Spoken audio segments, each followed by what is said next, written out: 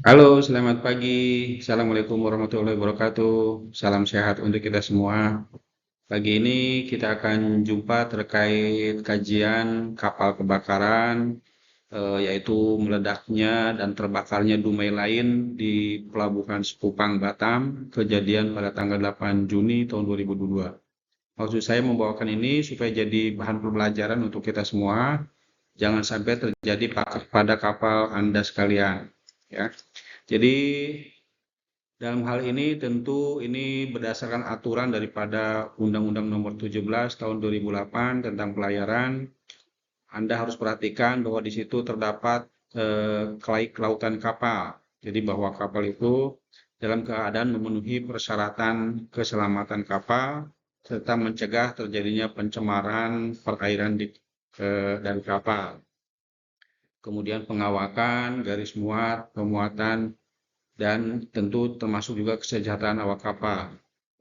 Anda tolong perhatikan juga bahwa di pasal 256 dan 257 Undang-Undang Pelayaran tersebut terdapat bahwa ketika terjadi kecelakaan, ya kecelakaan pelayaran, maka akan diinvestigasi oleh KNKT. Kebetulan saya masih aktif di KNKT, jadi jangan sampai kita jumpa di kapal, ya. Karena kalau kita jumpa di kapal, berarti kapal saudara-saudara mengalami kecelakaan, ya. Jangan sampai demikian.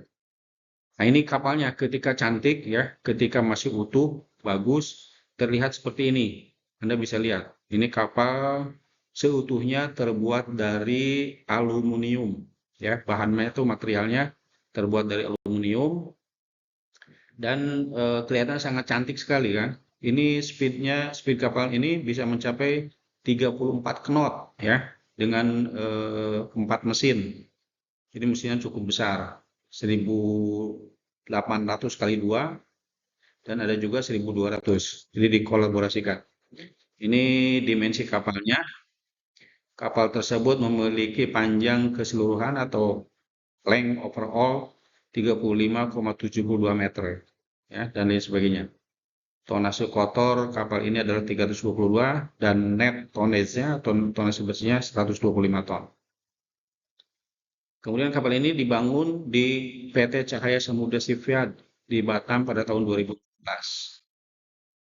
Kemudian kronologi kejadian ini saya tidak bacakan, nanti Anda bisa pelajari saja. Ini adalah contoh kronologi kejadian ya. Dan tadi saya harap jangan sampai kecelakaan ini terjadi atau terulang di kapal Anda ya.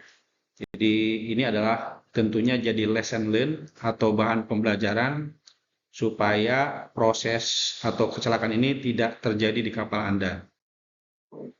Ini formasi kapal ya.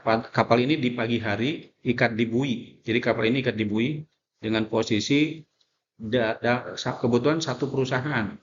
Jadi satu perusahaan itu ada Dumai Line 15, ada Dumai Line 19, ada juga Dumai Line 5 dan Dumai Line 9.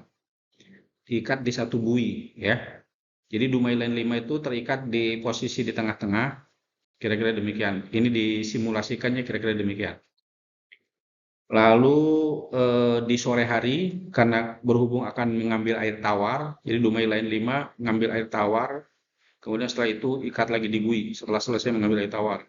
Dan kebetulan Dumai Line 15 ini terikat di paling luar ya, paling luar. Kemudian Dumai Line 5 ada di tengah-tengah ya, jadi tengah-tengah ada di antara Dumai Line 11 dan Dumai Line 9.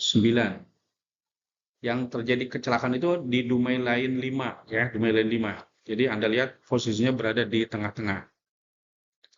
Ini biasa kan ketika satu perusahaan kira-kira demikian. Jadi setelah mengambil air tawar, kembali ke posisi tersebut, mulai lagi.